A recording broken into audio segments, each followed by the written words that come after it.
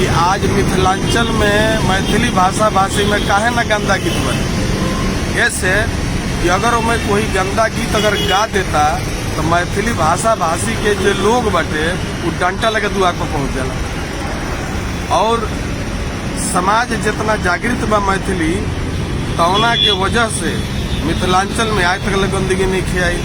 आ यह गंदगी ना आइला के मतलब है कि आज मैथिली भाषा भोजपुरी भाषा से छोट भाषा भइला के बावजूद जी आबादी कम भइला के बावजूद जी आज मैथिली भाषा मतलब श्रद्धा के दृष्टि से देखल जा रहा बा और हमनी के भोजपुरी के अपमानित दृष्टि से देखल जाता। हम अपना तमाम गीतकार भाई लोगन के भी कहब कि चटनी खाई लेकिन सब्जी ऐसा मत खाई। जी व्यवस्था बनाई, अपना भाषा से प्रेम करी, ज्यादा से ज्यादा होके कि हम मतलब कि जी प्रणाम। रुआ सबके भोजपुरी करे पुकार में स्वागत बा।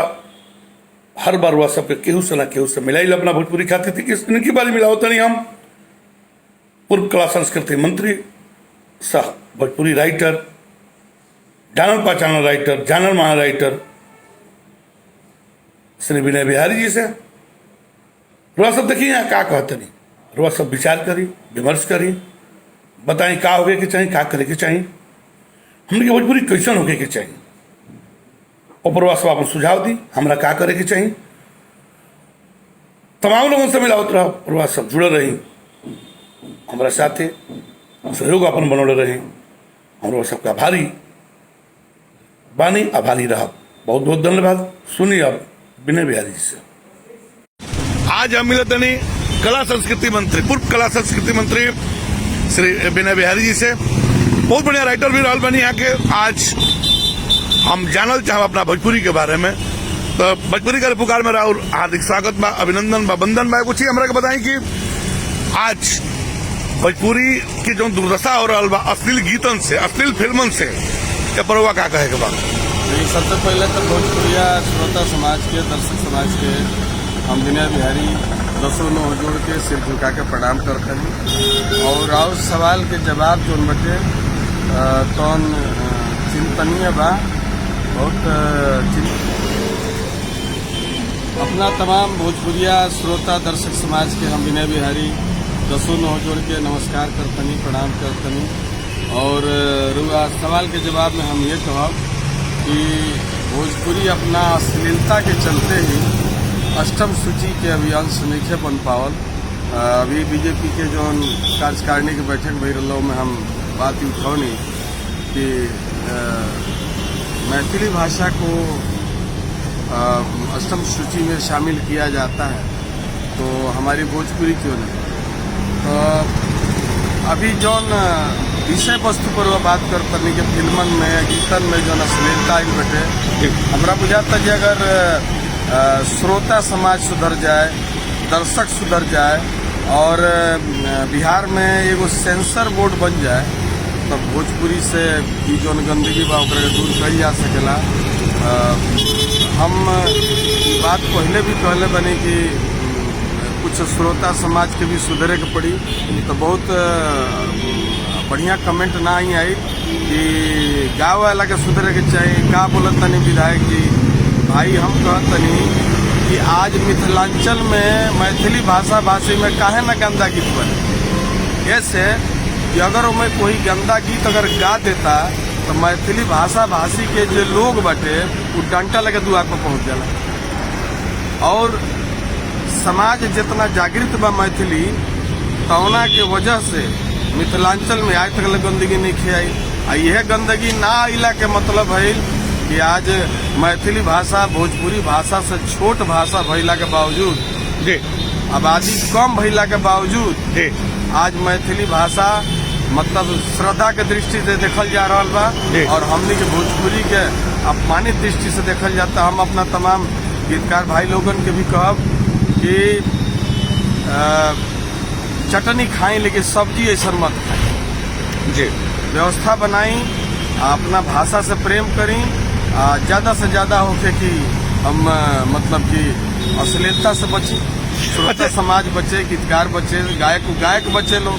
सबसे ज्यादा तो हम गायक लोगन के दोषी कहब कि गायक लोग मतलब कि अगर कोई बढ़िया गाना लिखा था तो गनवे वो लोग निकल लेते।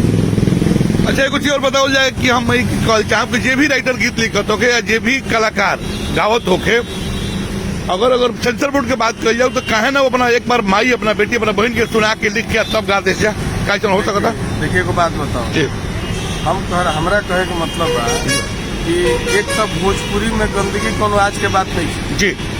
आज से 50 साल पहले गाना बना रहे, एक बेर देबू धर्म हो या दूजे बेर देबू ललन हो 3:30 बजे जी। तो हम उसमें बहुत अंदर नहीं जाएंगे जी। हम खाली ये कहब कि भाषा में सुधार आवश्यक बा, भाषा अष्टम सूची में शामिल होके श्रोता सुधरे, गायक सुधरे, गीतकार सुधरे, हमनी सब कोई मिल के भोजपुरी के प्रतिष्ठा बढ़ावल जाए, तबे भोजपुरी के प्रतिष्ठा बची। आ नहीं तो भोजपुरी के प्रतिष्ठा नहीं बच सके और आपन सुधार को लाल जाए तबे सुधार। ये मेरा और सहयोग क्या रही। देखिए हम ही नहीं कह कि हम जो गंगाजल के धोआइल बनी, दूध के नहाइल बनी, हम आज तक कोनो गंदा गीत लिखल ही नहीं थी। लेकिन एगो जमाना रहा जब हम 1988, 89, 90 में आई रही तो हम बिजली रानी जी के, तारा रानी, चांद रानी गाना लिखले बनी। लेकिन समय हमरा के सिखा दिलस कि विनय बिहारी दीर्घायु बनना है, दुनिया में नाम करना है, लोग लंबे समय तक याद रखें, इसके लिए आपको भोजपुरी को साहित्यिक नजर से देखना पड़ेगा। और मैंने लगभग 700 फिल्मों में गाना लिखा है। 2-5 गाने छोड़ दें तो 20,000 गीत लिखने के बावजूद कोई मेरे ऊपर ये नहीं कह सकता आप ज्यादा गाना लिखे तो कोई दूसरा भी गाना लिख देता है तो कहता लोग विनय बिहारी लिखा। जी जी जी जी। तो हम इससे बहुत दूर रहते हैं और जब से हम माननीय पद पे आए हैं, लगातार 3 बार विधायक बने हैं, 11 साल से विधायक बनी, हम बहुत दूर रहते हैं और हमको एहसास है और हम उसी एहसास के हिसाब से अपने साथियों को कहना चाहेंगे कि भोजपुरी से अश्लीलता हटाइए। ये बाजी लगा करके, ये मतलब कि एक होड़ लगा करके तू लिखता रहा इतना तो तरह से बढ़ के हम लिखब, ये होड़ में भोजपुरी की गंदगी जो है वो बहुत ज़्यादा बढ़ गई है। ये गंदगी को कम करना बहुत जरूरी है और जब तक हम फिल्मों में बहुत सक्रिय रहे, आप देख लीजिए बंधन टूटे ना प्यार के बंधन, मनोज तिवारी जी की कोई फिल्म उठा के देख लीजिए, रवि किशन जी की फिल्म उठा के देख, एक आध गाने अगर कहीं हो जाएंगे तो हो जाएंगे, वो भी सीन की डिमांड की वजह से, क्योंकि एक गीतकार जो है वो कवि नहीं होता है, वो स्वच्छंद राइटर नहीं होता है, उसको फिल्म के सिचुएशन के हिसाब से अपनी कलम चलानी होती है। अब कोई विलन है उसके सामने हरे रामा हरे कृष्णा लिखना तो कोई सुनेगा नहीं और वो सीन के साथ जाएगा नहीं। लेकिन पर्दा बहुत जरूरी है और जो सही मायने में अच्छा राइटर होगा वो गाना लिख देगा और वो गाना गंदा भी नहीं होगा और गाना आइटम भी होगा। बहुत बहुत धन्यवाद। संगम फिल्म में मैं क्या करूँ राम मुझे बूढ़ा मिल गया, अमित जी गाए हैं मेरे अंगने में तुम्हारा क्या काम है, जिसकी बीवी मोटी उसका भी बड़ा नाम है, बेड पे लेटा दो अगवा का क्या काम है। तो मेरे कहने का मतलब है कि अगर किसी चीज को तरीके से रखा जाए तो उसमें की बहुत सारी कमियां छुप जाती हैं। बिल्कुल। तो ये जो आजकल खुलापन आया है उसके विरोध में मैं हूँ और मैं अपन तमाम भोजपुरिया श्रोता समूह के हाथ जोड़ के एकदम विनम्र प्रार्थना करब कि अपने लोगन ऐसा गायक लोग के गीत न सुनी जौना से वो लोग के कंपनी के बल मिलत होके कि गंदगी कल जाए तो ज्यादा पैसा कमाई। अच्छा जैसे गायक राइटर जो छिछोड़ापन पागल बना जाति बात पर, जिला बात पर कि फलाना जिला का सार है, फलाना के सार है, का बोला कि गायक कहल या स्टार कहल उचित बा ना? उचित नहीं कर स्टार के करा के माने के चाहिए भोजपुरिया समाज के तो बता दिया हमरा स्टार के करा के माने के चाहिए भोजपुरिया समाज के तरह से बता दिया जाए। देखिए हमारे नजर में भोजपुरी का स्टार वही है जो भोजपुरी भाषा से प्रेम करे और भोजपुरी भाषा गंदी न हो उसके लिए सोचे और भोजपुरी भाषा को गंदगी से दूर रखे और अष्टम सूची में भोजपुरी शामिल हो इसके लिए संघर्ष करें। बहुत बहुत धन्यवाद।